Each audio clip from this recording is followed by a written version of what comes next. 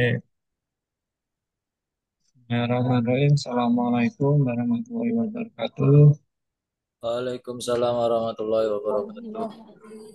Selamat siang Bapak Ibu semuanya. Salam sejahtera untuk kita semua. Oke, baik Bapak Ibu. Sebelum Bu Nikmah memberikan materi pada siang hari ini, monggo yang bertugas laporan pada siang hari ini dipersilahkan.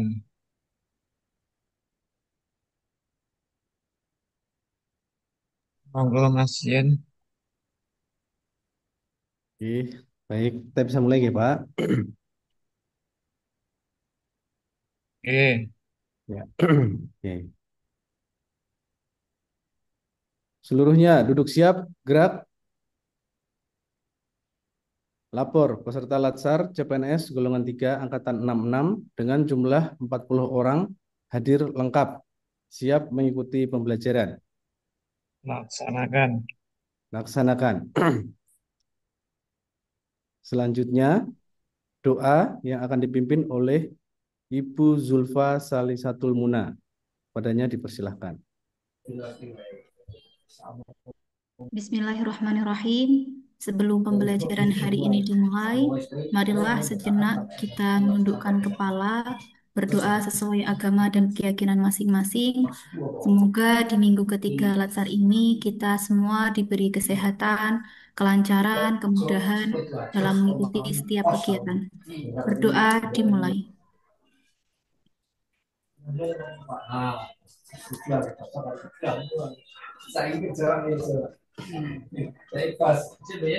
Berdoa selesai. Terima kasih. Jadi Bapak ini bisa di rumah. Bapak ini di Jakarta.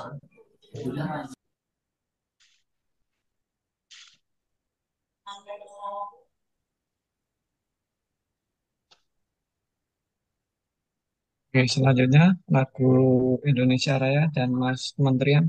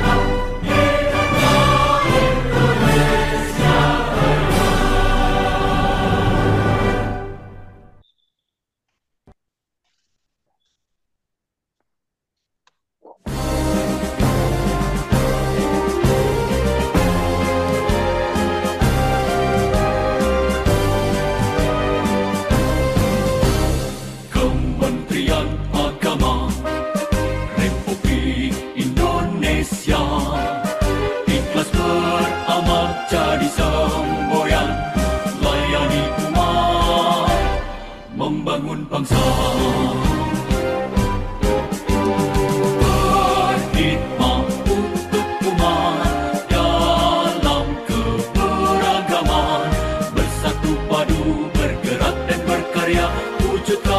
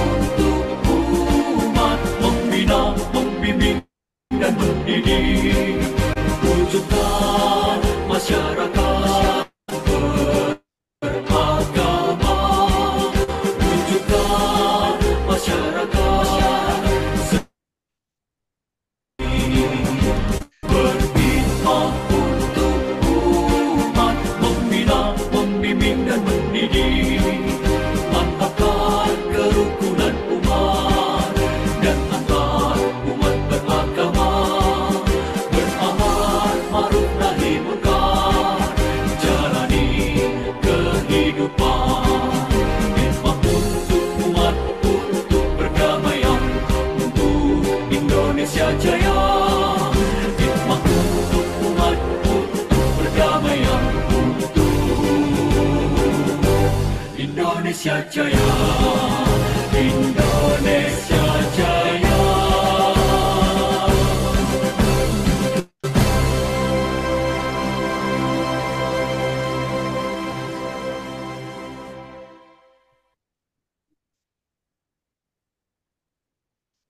Istirahat gerak Oke, selanjutnya ya.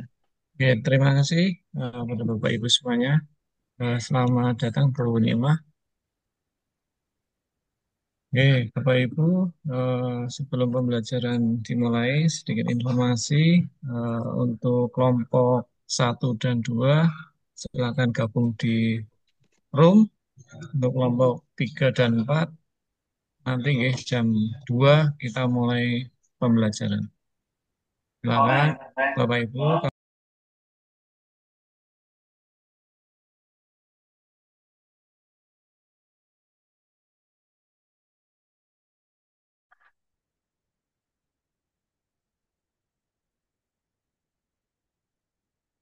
Baik, baik adik-adik, kita langsung saja mulai pembelajaran kita. Waktu kita tidak banyak, kejar-kejaran ini.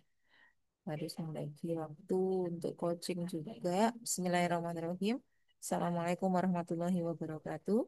Waalaikumsalam Waalaikumsalam warahmatullahi warahmatullahi wabarakatuh. wabarakatuh. Oh, wabarakatuh. Yang buat adik-adik semuanya, semangat pagi. Pagi, semangat pagi. Luar biasa.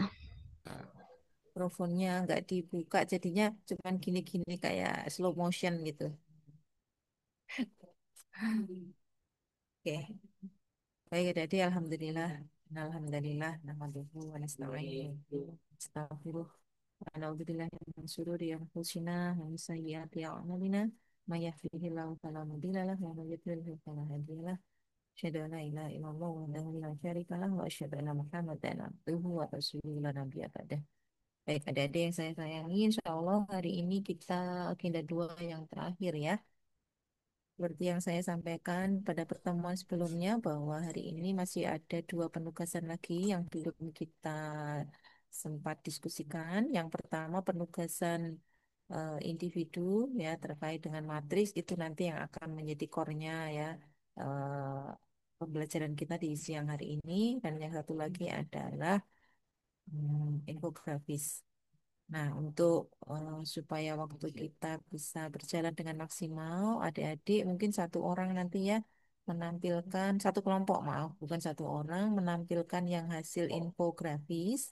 Nah, setelah itu nanti kita lanjutkan dengan presentasi tugas individu yang matrik. Nah, di matrik itu nanti kita akan diskusi banyak ya, karena itu menjadi penguatan dan bekal adik-adik untuk nanti menyusun rancangan aktualisasi di agenda 4 ya. Jadi harapannya walaupun waktu kita tidak panjang, tapi adik-adik nanti bisa memperhatikan penjelasan saya terkait dengan matriks kegiatan. Baik, sekarang silahkan. Ini kelompok 1 2 ya, sebentar. Mau diputar apa langsung? Mau pakai putaran apa langsung?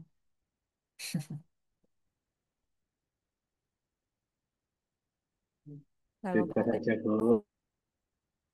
mau diputar. Kalau diputar saya buatkan. Yang belum kelompok 1 B Bu kemarin. Oh, sebentar saya lihat ininya ya. Masih ada ininya soalnya. Yang sisanya ya. Betul, betul, betul. Ini catatan saya di rumah, tapi ini masih ada. Oh, ini dia. Masih ada 4 kok. Benar ya ini masih ada 4 kelompok. Angkatan ini enggak ya?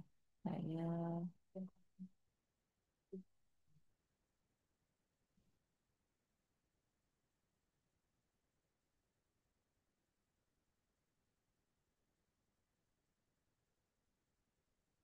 benar ya, yang ini yang belum ya.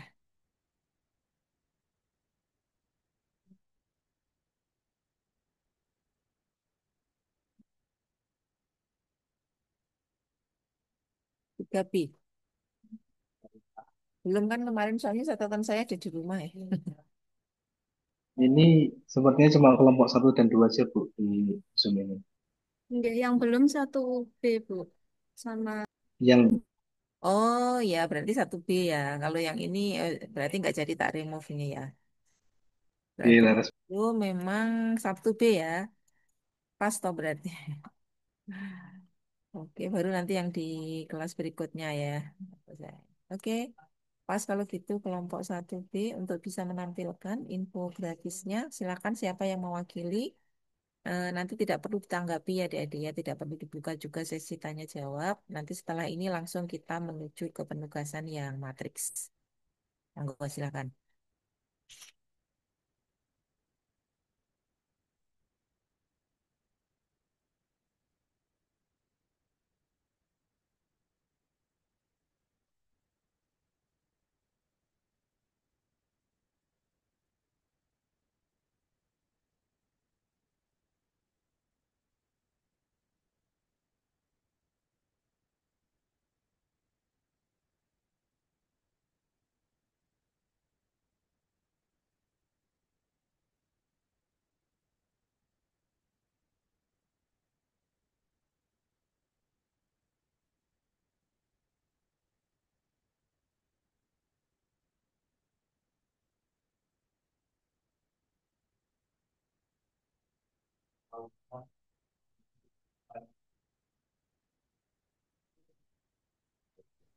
Mohon maaf Ibu, izin share screen Oke, untuk infografis 1B.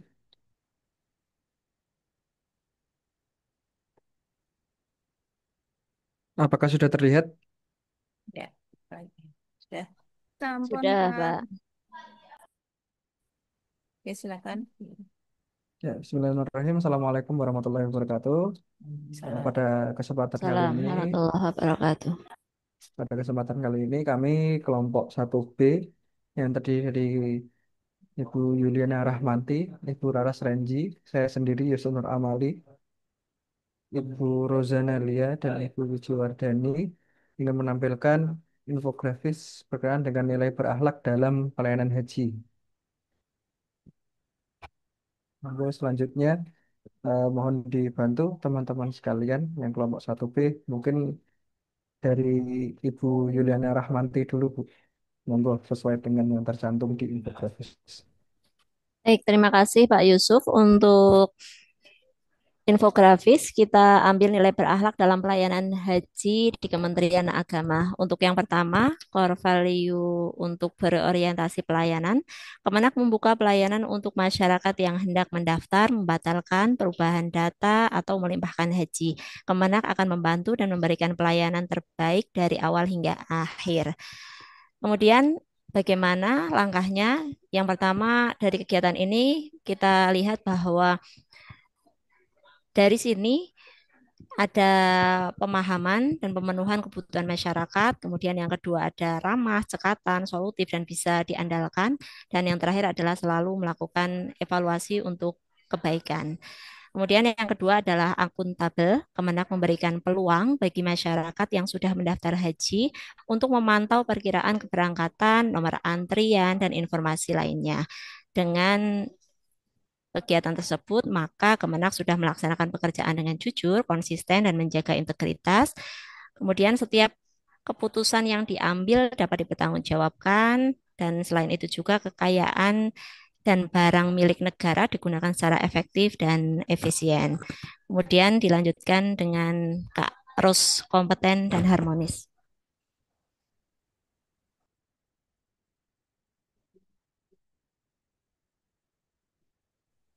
Baik, selanjutnya ialah kompeten, di mana Kemenak selalu memperbaiki kualitas penyelenggaraan ibadah haji setiap tahunnya, dimulai dari akses keberangkatan, fasilitas saat di asrama haji ataupun saat di tanah suci.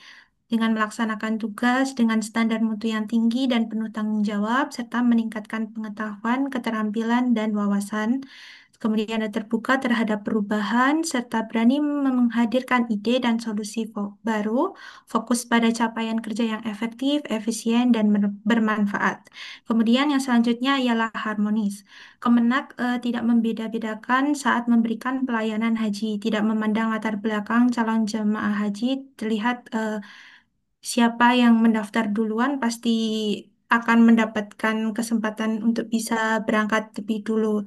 Yaitu kemudian mereka menghargai setiap orang apapun latar belakangnya, kemudian membangun lingkungan kerja yang kondusif.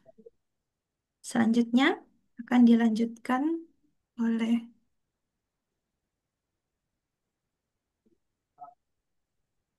Ibu Raras.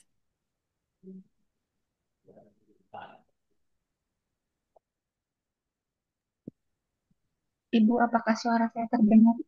Jelas. Dengan jelas, Mbak.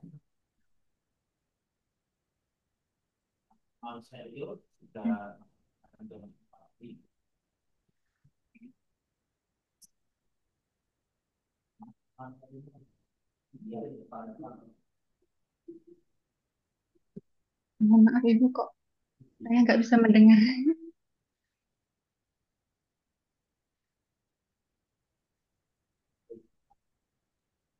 Ini nggak Terdengar kedengaran. jelas, Mbak Ibu. Untuk selanjutnya yaitu yang adaptif. Terdengar ya Bu? Nah, ini kedengar jelas kok, Mbak Raras.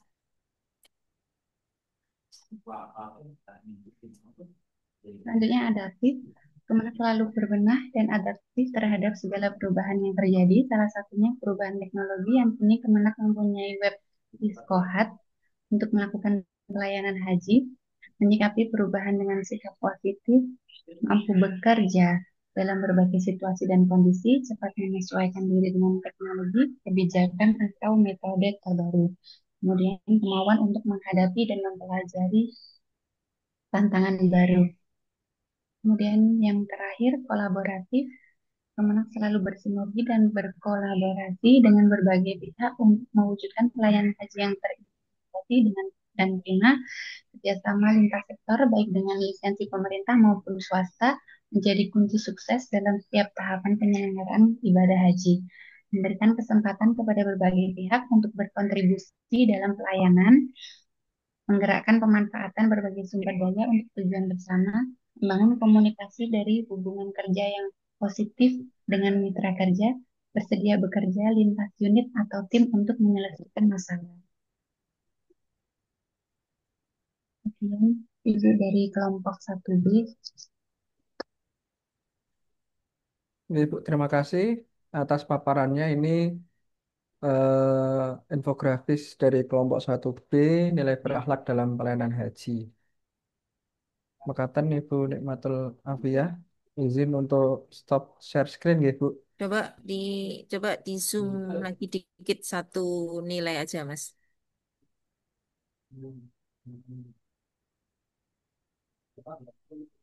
Oke Bu.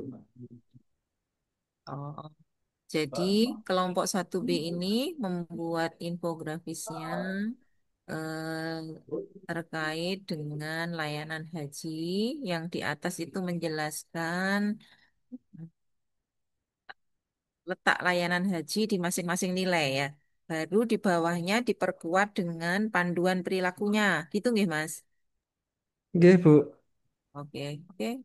Baik, bagus. Jadi panduan perilakunya dijelaskan di bawahnya.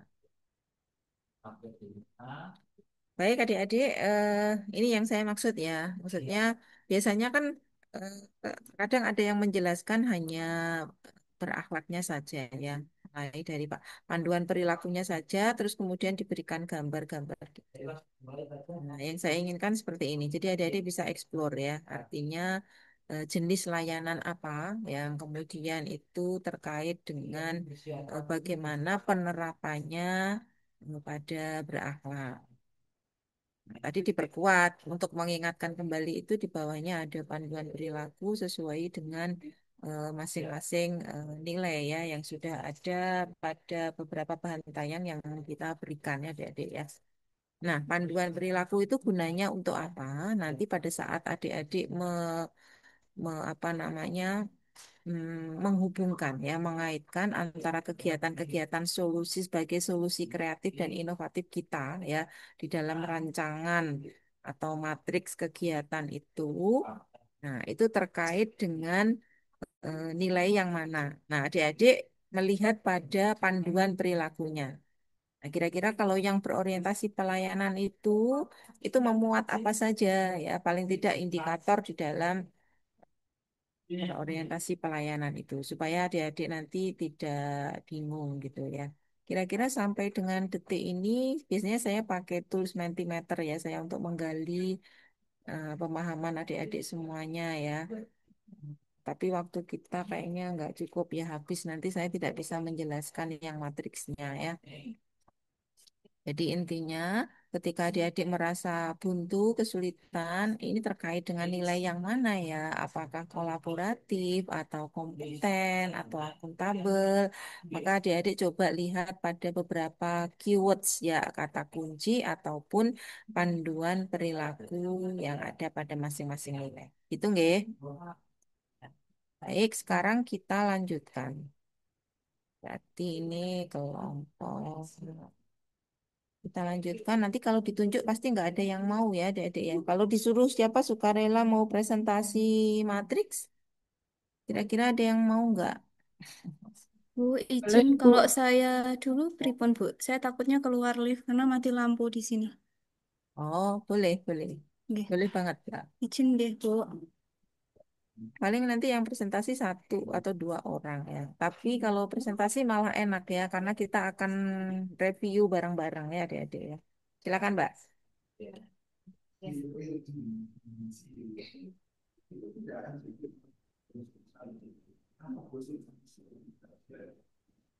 Emang sudah terjadwal ada mati lampu gitu atau gimana? Belum, Bu. Ini tiba-tiba ini sampun hidup lagi, Bu. Alhamdulillah. Niki Oh sampun gitu. terlihat dereng nggih, Bu. Sudah. Nggih. Nggih. Assalamualaikum warahmatullahi wabarakatuh. Waalaikumsalam warahmatullahi wabarakatuh. Agak di Nggih. Zoom ya, Mbak.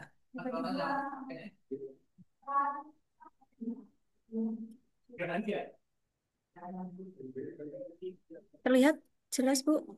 Dereng. Sudah cukup. Agak dikit. Lagi zoom lagi dikit. Oke, cukup. Nggih. Untuk agenda kedua hari ketiga niki materi untuk matriknya kebetulan kemarin memang saya ubah tidak sesuai dengan yang sebelumnya APL, kemudian USG dan Fish Fishbone-nya karena ternyata setelah saya amati yang harus diisukan menjadi core issue di tempat saya itu adalah rendahnya budaya literasi siswa di madrasah meskipun fasilitas digitalnya sudah tersedia. Jadi sebenarnya saya rada bingungnya gini Bu, kalau sekolah-sekolah lain secara sarana dan prasarannya minim, kebetulan di MAN ini sudah lengkap semua gitu.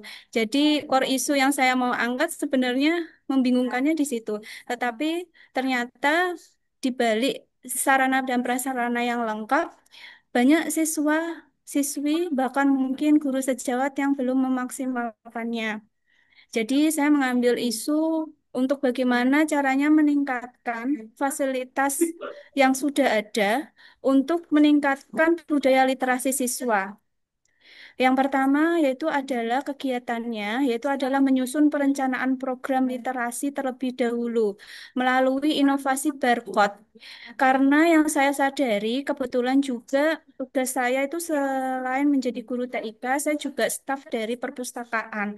Selama saya di perpustakaan, masih jarang siswa-siswi untuk datang ke perpustakaan.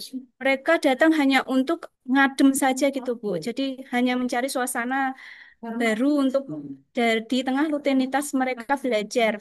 Itu sangat disayangkan sekali. Sehingga saya ingin sekali menghadirkan barcode itu di kelas. Kalau memang anak-anak tidak ingin ke perpustakaan karena memang jarak, Bu. Kalau kelasnya itu dekat perpustakaan, mereka sering mampir. Tetapi kalau kelasnya itu jauh, kadang kan kita ada di lantai 2.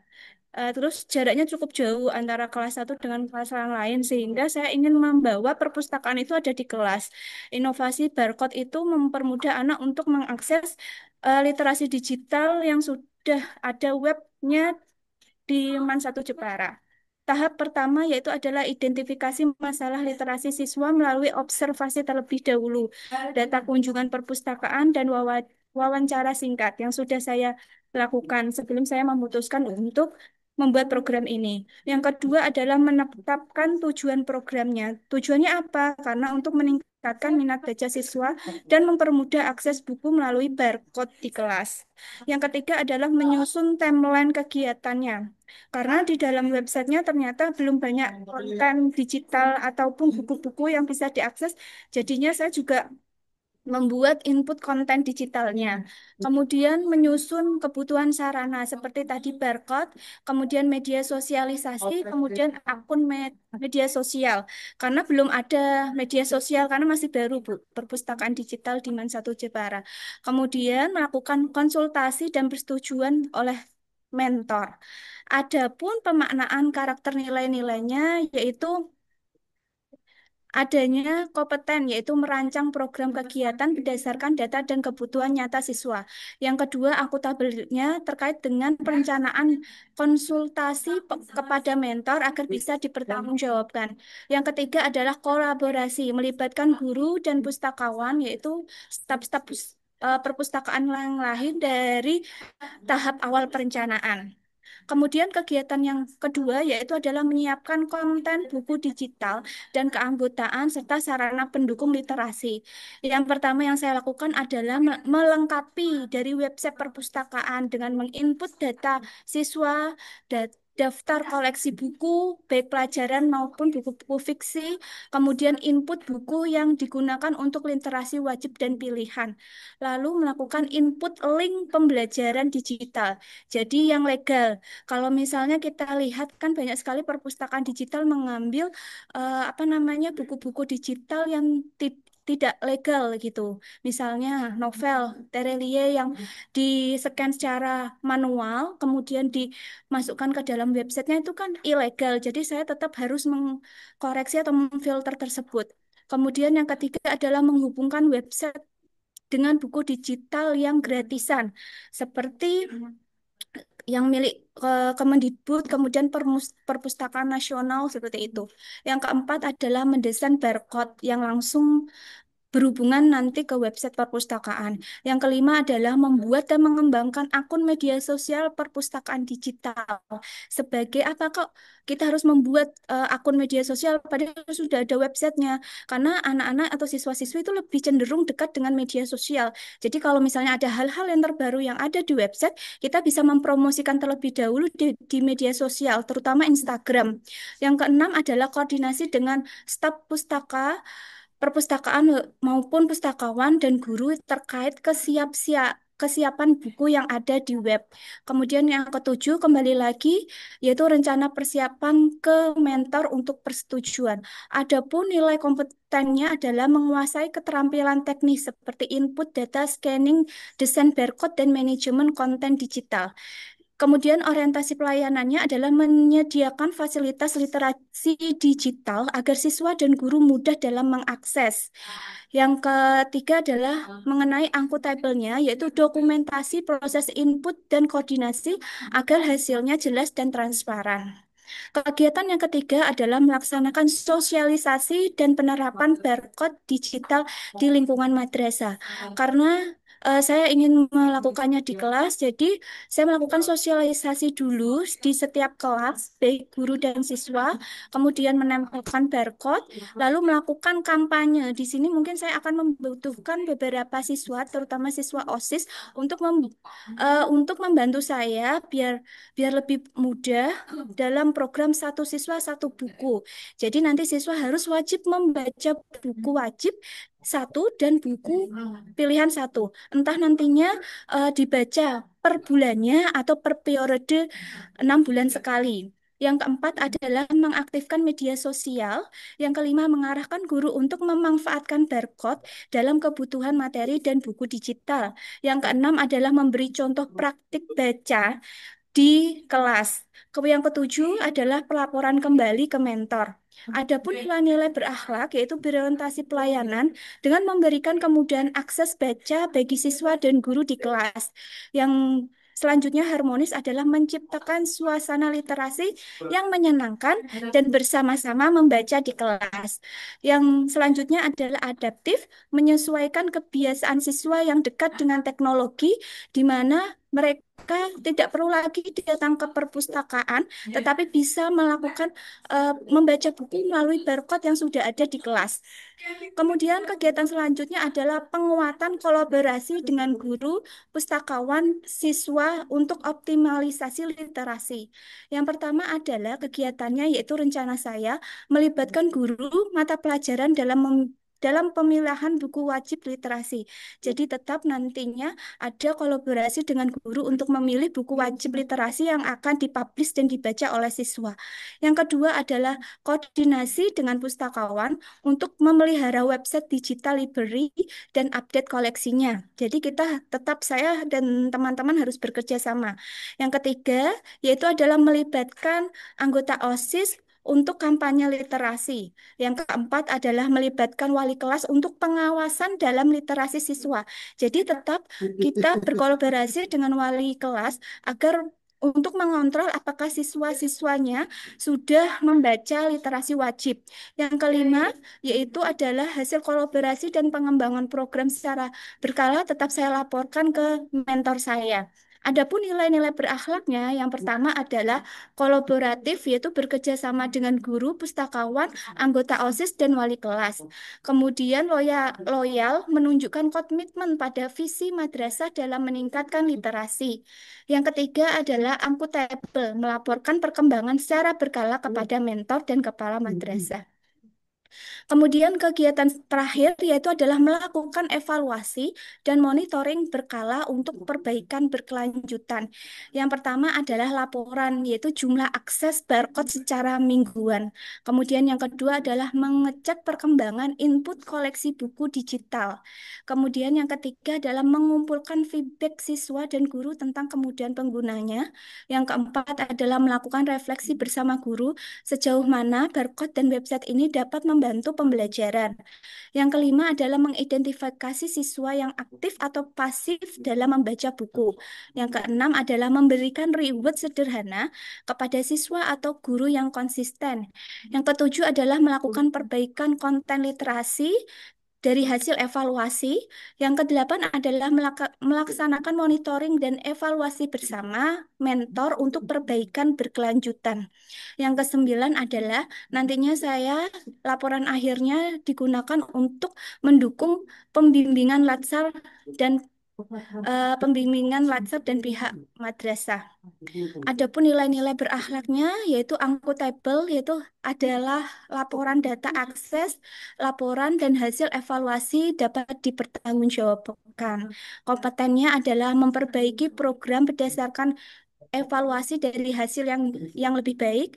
Kemudian adaptifnya adalah melakukan perbaikan sesuai kebutuhan siswa dan guru yang terus berkelanjutan dan berkembang. Sekian dari saya, Bu. Oke, baik, terima kasih Mbak Wiwi. Coba scroll ke atas, Mbak. Mbak Wiwi mendapatkan tugas perpustakaan itu ada ininya ya, Mbak ya. Ada penugasan dari pimpinan J. atau ada SK-nya. Pembagian jatah ini Bu, apa namanya, tugas di MAN. Kebetulan selain saya mengajar juga ada staf perpustakaan, karena memang kan perpustakaannya itu memiliki mau dikonsep perpustakaan digital. Harus ada satu anggota yang memang cakap dalam teknologi untuk membantu. Berarti itu masuk ke SKP-nya Mbak Wiwi ya. Iya, masuk Bu. Oke, baik. Kira-kira sampai berapa lama nanti itu Mbak Wiwi ditugaskan di membantu di perpustakaan di library-nya? Kalau sesuai dengan tugas, saya 1 tahun Bu. Tapi kalau memang nanti dibutuhkan mungkin berkelanjutan. Oke, baik. Menurut saya begini. Jadi sebetulnya kan tugas utama kita kan sebagai guru, ya kan, TIK.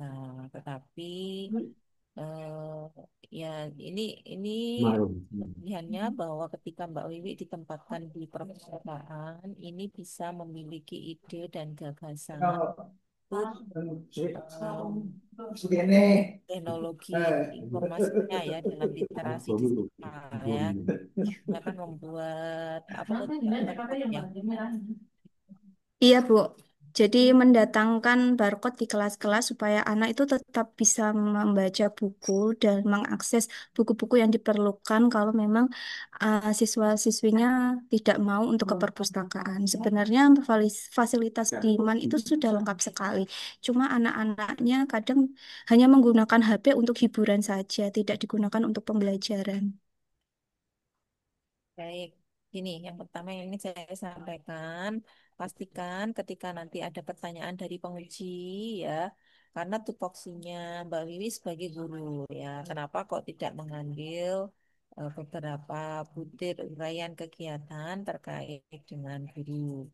Jawabannya itu tadi ya, Mbak Wiwi bisa menjelaskan ya. Ya. Bahwa memang selain tugas sebagai guru, sementara juga ditempatkan diperbantukan untuk apa namanya mengembangkan di perpustakaannya. Dan yang dikerjakan oleh Mbak Wiwi ini terkait dengan keahlian Mbak Wiwi sebagai guru BK gitu ya nanti Iya. seandainya muncul ya barangkali partisipasi. Nah, dari kegiatan-kegiatan yang disusun, insya Allah ini sudah cukup detail ya, terutama di tahapan. Saya ingin menjelaskan kepada adik-adik semuanya, tidak hanya apa yang sudah dibuat oleh Mbak Wiwi, tapi saya ingin menjelaskan secara umum ya, pengetahuan terkait dari matriks kegiatan ini. Baik adik-adik, yang pertama ya, bahwa tugas individu menyusun matriks kegiatan ini merupakan bagian ya dari matriks rancangan kegiatan pada agenda 4 ya. Jadi matriks yang sudah adik-adik susun sekarang itu merupakan bagian dari matriks rancangan kegiatan di agenda 4 ya yang akan adik-adik susun nanti. Maka ya ada dua kemungkinan. Pertama, ketika adik-adik sudah memiliki core isu yang fix, ya, yang tetap tidak akan berubah. Misal saya tanya Mbak Wiwi, Mbak, ini nanti core isumu akan tetap seperti ini untuk dijadikan rancangan aktualisasi atau masih berubah? Ini sudah fix, Bu, karena yang berubah itu kemarin saya kira belum ada websitenya, belum jadi, ternyata sudah jadi, jadinya ini sudah fix nanti akan saya lakukan. Baik, nah kemungkinan pertama, ya, jika adik-adik semuanya ya selain Mbak Wiwi ketika sudah memiliki core isu yang fix, maka ini ya yang sudah adik-adik kerjakan pada penugasan agenda 2 ini itu tidak mubazir, tidak useless ya. Artinya ini nanti bisa kita bawa ya, kita tarik untuk menjadi penugasan di agenda 4 merancang aktualisasi. Bisa dipahami ya. Kemudian yang kedua, kemungkinan kedua, ketika adik-adik masih belum fix core isunya dan ternyata nanti setelah mendapatkan masukan ketika konsultasi dengan mentor, ada kemungkinan berubah, adik-adik tidak perlu galau, tidak perlu risau. Masih ada spare waktu sampai adik-adik nanti di agenda 4 ya. Tuh, kalau sudah masuk agenda 4, maka mau tidak mau kita harus sudah memiliki core isu yang sudah fix, yang sudah tetap dan tidak berubah lagi. Gitu ya. Nah, kalau misalkan tadi memang masih berubah, ya sudah nggak masalah. Hanya adik-adik nanti akan memulai start dari awal ketika masuk di agenda 4. Karena isunya kan baru, ya kan? Tidak seperti yang adik-adik lakukan sekarang. Ya, diambil apa namanya positif negatifnya saja ya. Kalau yang sudah memiliki core issue yang lebih seperti contoh Mbak Wiwi sekarang, maka yang sudah dibuat ini nanti bisa kita pakai di agenda keempat, merancang aktualisasi. Tuh. Jadi itu dari sisi isunya dulu. Berikutnya, yang kedua, dari isu, core isu yang terpilih ini tentu tidak muncul secara tiba-tiba. Namun, adik-adik sebelumnya itu telah diajak untuk melakukan analisis terlebih dahulu dari beberapa isu yang ada. Ya, taruhlah misalkan punya 5 isu, ya, yang sudah adik-adik identifikasi, yang sudah dideskripsikan, dan sudah di scanning dengan agenda 3, ya kan, sebagai sumber isu. Oh, isu rendahnya budaya literasi, ini masuk apa? Oh, di agenda 3 dia masuk Smart ASN gitu ya.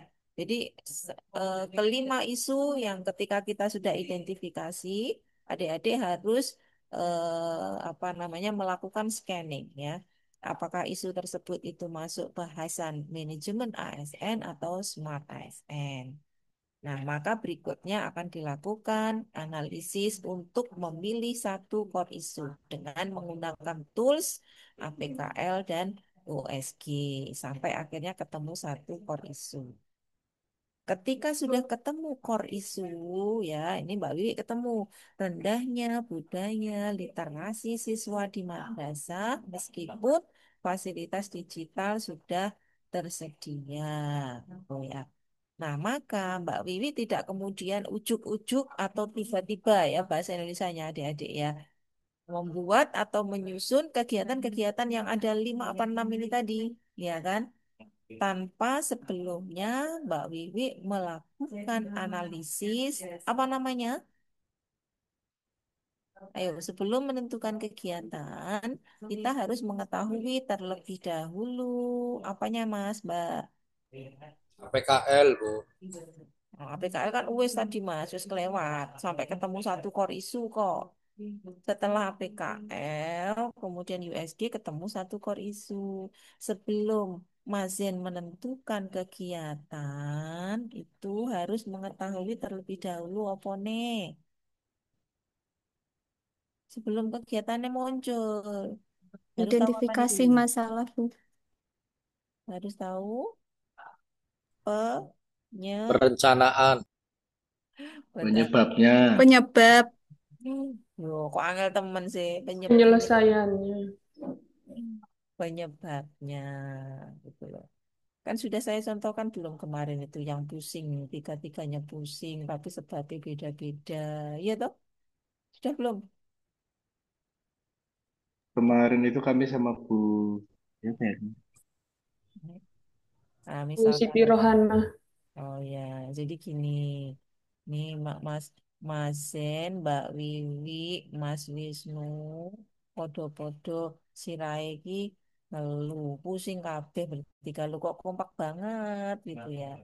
Nah, tentu dari ketiga ini belum bisa kita langsung memberikan solusinya karena ketiga-tiganya pusing ya udah dikasih antangin semua misalkan.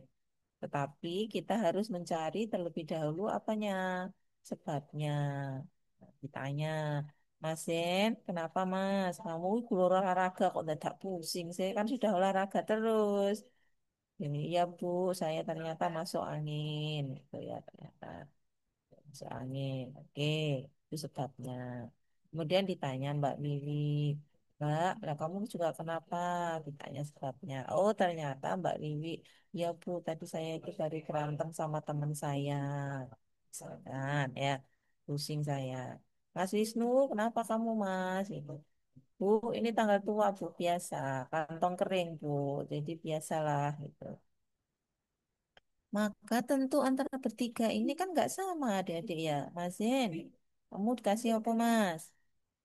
Minum antamin, insya Allah sembuh. Mbak Wiwi gimana caranya? Nah, Mbak Wiwi dimediasi lah sama temennya ya, Pak Bayun. Barangkali ada jalan keluar.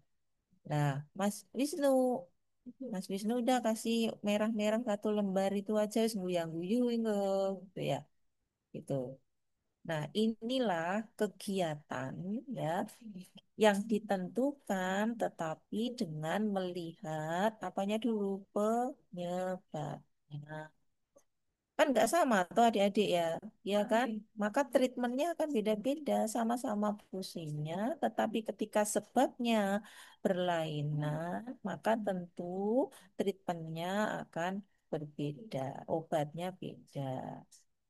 Nah, Masen itu, apa namanya, Mas Wisnu itu karena dia kantong kering, tanggal 2 dikasih antangin, oh gak tambah sembuh pusingnya, wah tambah ngeluh tambahan. Tuh. Nah, maka adik-adik, Mbak Wiwi ketika sudah punya isu, ya, sudah nemu nih isunya. Nemu isu tuh adik-adik kan sudah melewati APKL USG kan. Nah, baru nemu satu isu. Nemu satu isu, tidak tiba-tiba Mbak Wiwi akan membuat perencanaan program literasi digital itu dengan apa namanya barcode misalkan ya. Nah, tetapi Mbak Wiwi tentu akan menganalisis terlebih dahulu apa sebabnya siswa di MAN 1 Jepara itu dia masih rendah budaya literasinya. Why gitu kan? Coba dianalisis menggunakan fishbone misalkan. Kelihatan dari money, metode, value, lingkungan, mungkin barangkali tidak mendukung seperti itu, ya kan? Atau dari faktor apa lagi. Nah, baru dari sana Mbak Wiwi bisa menentukan kegiatannya yang termasuk salah satunya itu adalah inovasi dengan barcode. Gitu. Bisa dipahami sampai di sini adik-adik?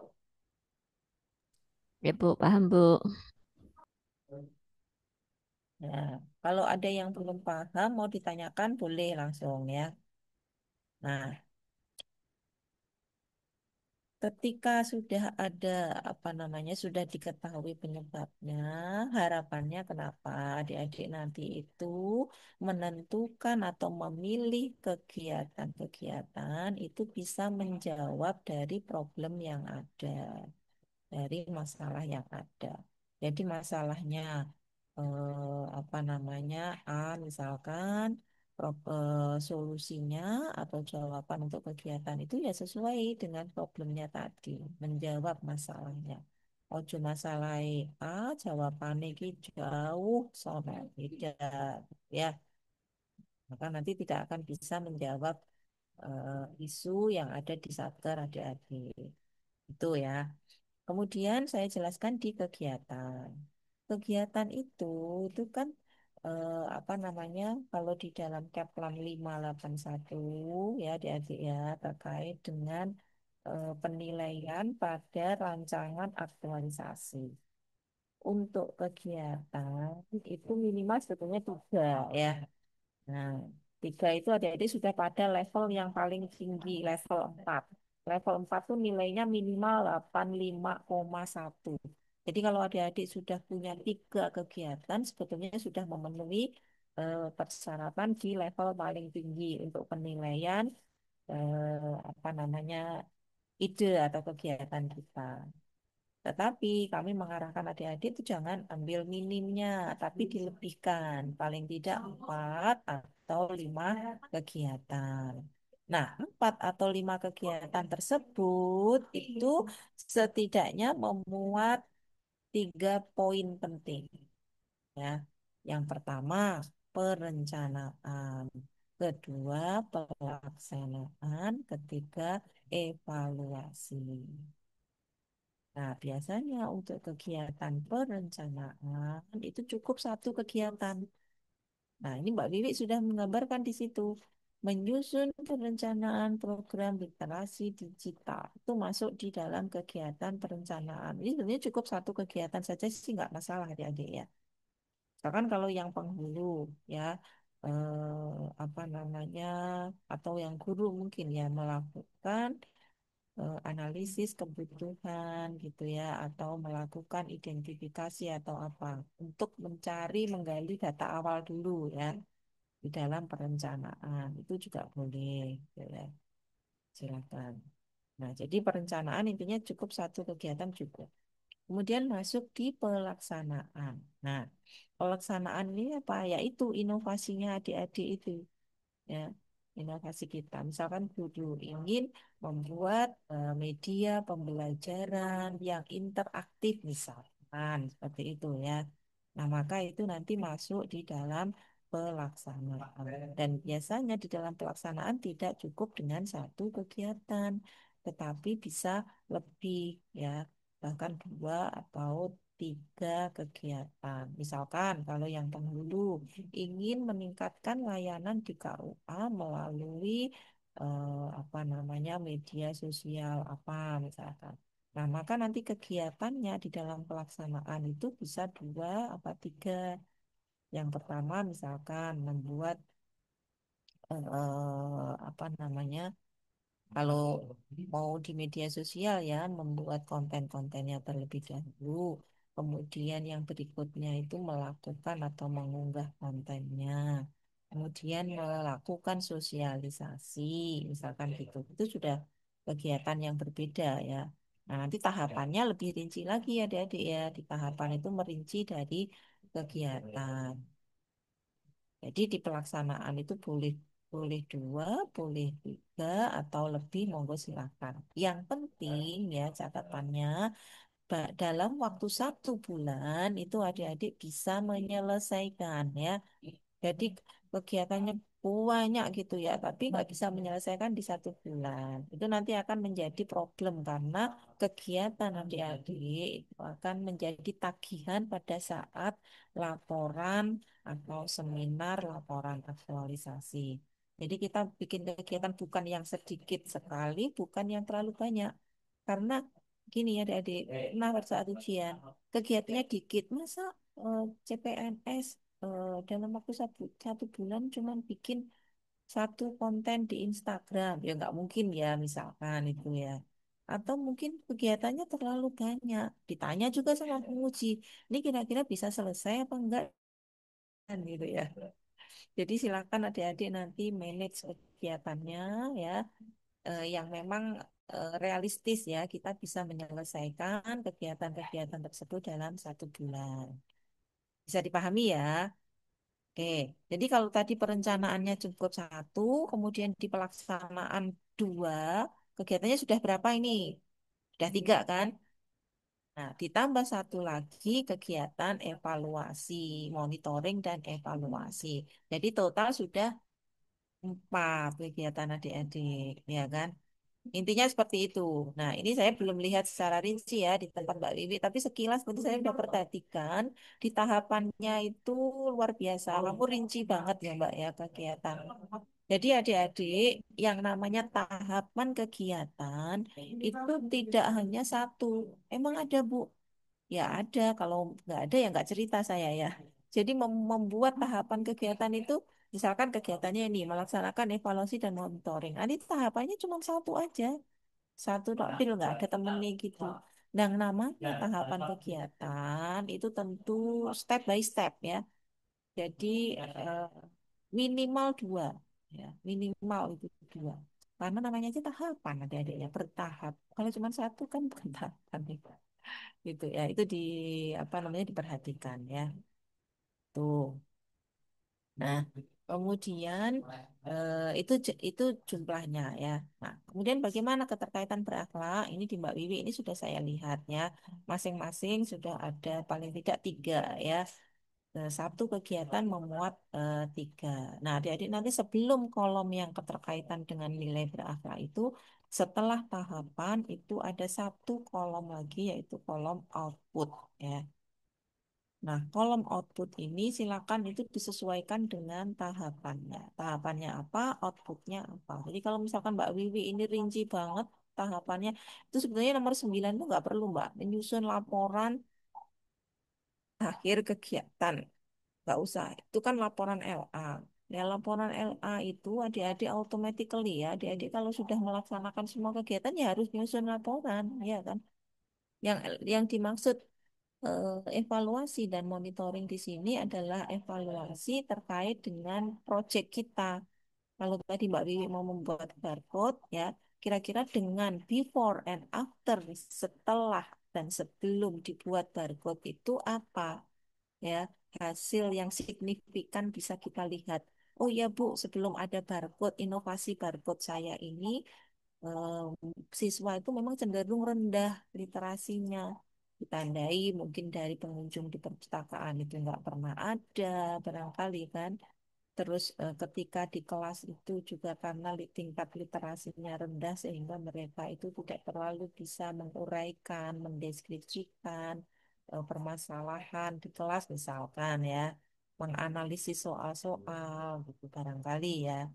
Tuh, tapi setelah ya after ada barcode tadi, oh ternyata sekarang kunjungan di perpustakaan mungkin meningkat, buku-buku sudah banyak yang dipinjam atau apa misal ya. Jadi before and after ya sebelum adik-adik menerapkan inovasinya ya. Tuh. Nah, itu terlihat atau nampak pada monitoring dan evaluasi.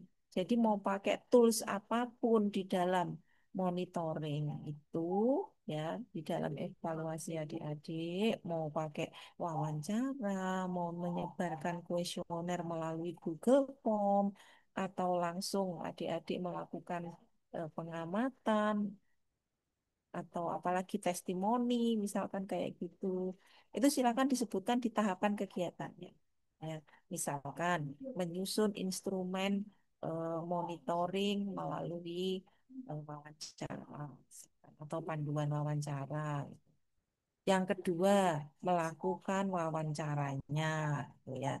Ketiga, menganalisis hasil wawancara, ya kan? Kalau sudah wawancara terus kemudian dibiarkan begitu saja ya useless, nggak ada gunanya ya, tapi dianalisis. Gitu. Atau kalau tadi mau nyebar kuesioner, setelah disebar kuesionernya melalui Google Form, kita analisis, ya, dianalisis hasil dari eh, apa menyebar Google Form tadi. Yang keempat tahapannya adalah melakukan eh, apa namanya menyusun rekomendasi dan tindak lanjut. Jadi kira-kira bagaimana? Oh, sebelum ada barcode begini ya. Setelah ada barcode ternyata kok masih tetap misalkan ya. Maka perlu analisis ya dari hasil menyebar kuesioner tadi. Kira-kira apa yang menyebabkan? Nah, kalau misalkan apa namanya itu kalau kalau misalkan hasilnya kurang bagus ya. Tapi kalau hasilnya sudah bagus, nah kira-kira apa yang perlu ditingkatkan lagi? Ya tentu kan ada saran masukan ya ketika adik-adik nanti melakukan entah itu wawancara ataupun menyebar kuesioner. Bisa dipahami untuk monitoring dan evaluasi itu ya kira-kira ya. Apapun proyek inovasi adik-adik itu perlu dilihat ya, dievaluasi selama 1 bulan tersebut, before and afternya, sebelum ada proyek kita sama sesudahnya. Mengevaluasinya bagaimana, Bu? Monggo terserah adik-adik mau pakai tools apapun. Yang penting kita bisa melihat ya. Atau mau pakai kalau di sekolah, Bu, saya mau adakan tes aja, Bu, untuk siswa saya. Silakan, boleh. Mungkin di awal ada pretest, di akhir ada post test. Itu kan termasuk bagian dari evaluasi.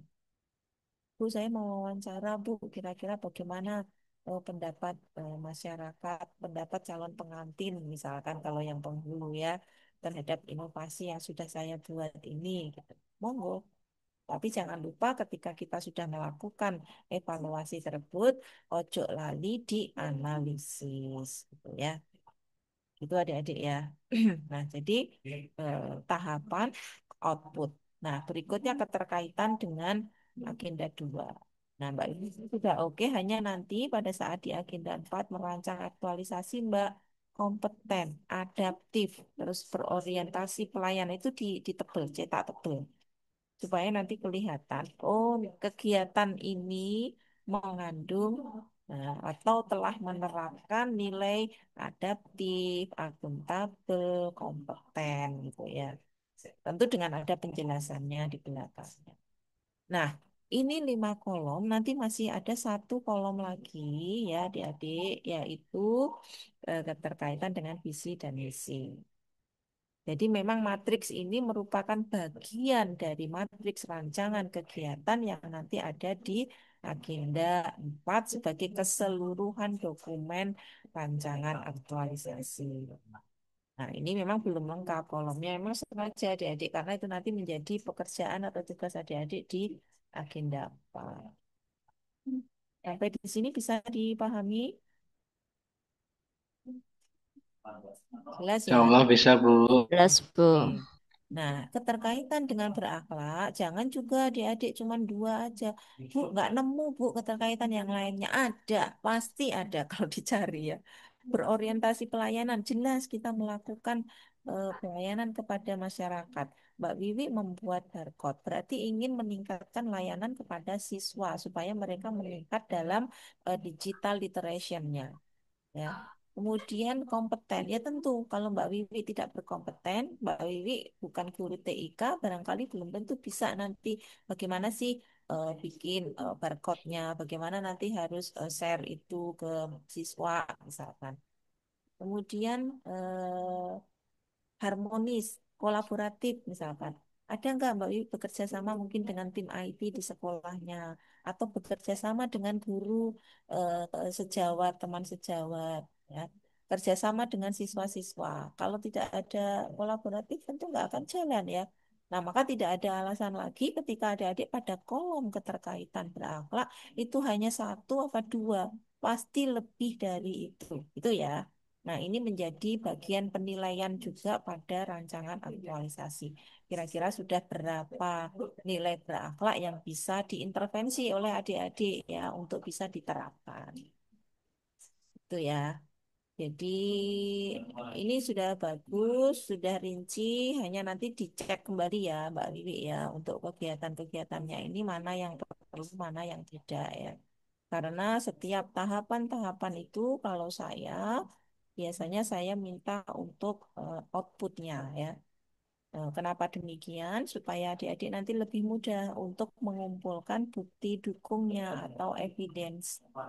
Kalau sudah step by step, satu tahapan ada outputnya, adik-adik nanti kalau saat di di masa habituasi, sudah implementasi, tiap minggu atau tiap pekan harus mengumpulkan laporan, ya laporan mingguan. Kalau kita sudah mengerjakan, ada buktinya ini, entah buktinya itu berupa foto, ya dokumentasi, atau hanya notulen, atau hanya eh, misalkan kita upload sesuatu ke Google Drive, berarti linknya, ya kan?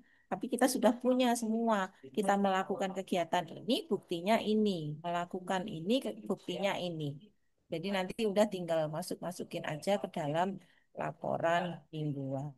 Itu akan mempermudah adik-adik ya, walaupun sibuk kayak apa, insya Allah kalau sudah terjadwal, terpetakan dengan baik, step by step kegiatan kita, insya Allah tidak akan sulit. Itu ya adik-adik ya.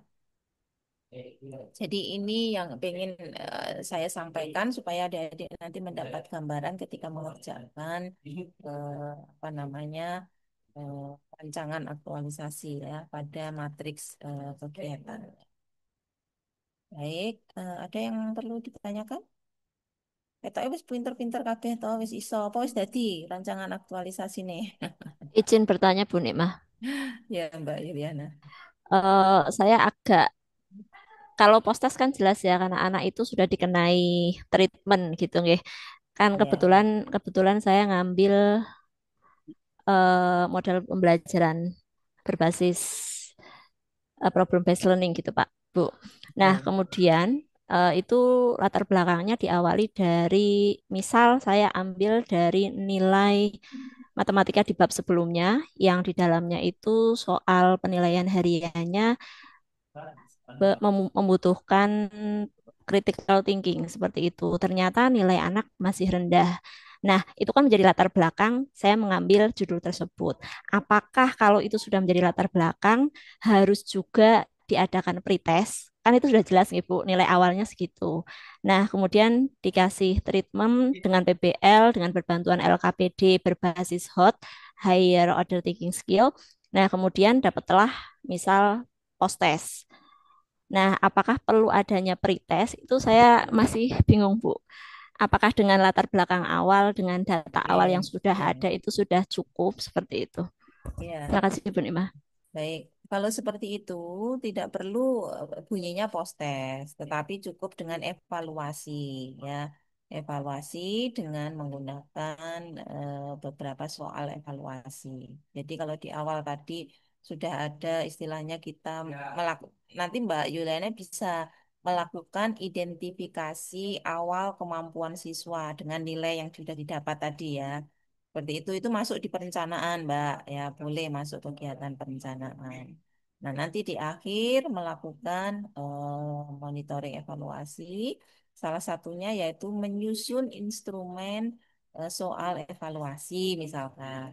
Terus kedua tahapannya melakukan evaluasinya atau melaksanakan tesnya itu. Jadi tidak harus berbunyi post test sih. Kalau post memang kan pasangannya ada pre ya. Tapi ini kita berarti ya seperti soal evaluasi untuk mengukur ketika sudah mendapatkan treatment project based learning tadi itu apakah meningkat nilainya begitu ya kira-kira ya Mbak Liliana ya. Oke, Bu, siap, matur nuwun. Oh ya, Bu, sama satu lagi. Ya. Karena ini kaitan dengan pembelajaran, kan kami di sekolah dengan tugas tambahan, dengan tugas tambahan, dengan mengajar tidak di semua kelas dan tidak di semua jenjang seperti itu. Adakah minimal objek yang harus kita lakukan itu berapa kelas itu minimal atau soalnya kan Tidak saya sih. berbeda-beda jenjang seperti itu, Iya. Bu. Nggak apa-apa. Nanti begini, Mbak Yuliana menentukan materinya dulu. Materi ini ada di kelas berapa yang mau di kita treatment, yang mau diintervensi itu ditentukan dulu materinya. Materi ini diajarkan di kelas berapa. Nah, berarti kita fokus ya, stressing dari proyek kita ya udah kelas yang kita treatment itu tadi aja. Sesuai dengan materi yang diajarkan itu. Kan biasanya materinya beda-beda kan antara misalkan kelas 10, Nggih, Bu. 11, gitu. Leres. Heeh. Tidak tidak harus misalkan harus berapa kelas gitu ya. Hanya begini kalau misalkan kelas 10-nya itu ada 10 kelas ya, otomatis kan kita harus ada sampel ya. Tidak kalau 10 kelas diambil satu ya mungkin kurang ya Mbak ya. Nggih, Barang betul-betul. tambah. Itu ya. Nggih, siap, Bu. Oke. Baik adik-adik, kurang lebih begitu ya yang ingin saya sampaikan ya. Insya Allah nanti adik-adik pada saat merancang akan didampingi oleh coachnya masing-masing ya. Jika ada kesulitan bisa diskusi dan komunikasi dengan coach. Baik, mungkin karena waktu saya harus ke kelas berikutnya. Kita akhiri pembelajaran kita ya. Semoga sukses, masih lanjut ya. Amin. Amin, amin, amin. Dan Amin. berikutnya saya akhiri. Selamat siang buat adik-adik semuanya. Assalamualaikum warahmatullahi wabarakatuh. Waalaikumsalam Waalaikumsalam Waalaikumsalam warahmatullahi warahmatullahi wabarakatuh. wabarakatuh. Matur nuwun Bu Terima Nikmah. kasih Bu. Makasih, Bu. Kasih Bu Nikmah, sehat selalu. Bu Nikmah langsung ke main room mawon. Oke. Sudah ditunggu. Yang belum absen PLC, absen dulu. Oke, Bapak Ibu, kalau mau dilanjut diskusinya di sini, saya izinkan. Untuk besok kita mulai jam 1 nggih, karena narasumbernya masih uji di online. Gitu nggih, Bapak Ibu. Oke, Pak, siap. Oke, kan saya Pak pindah ke kelompok 3 dan 4.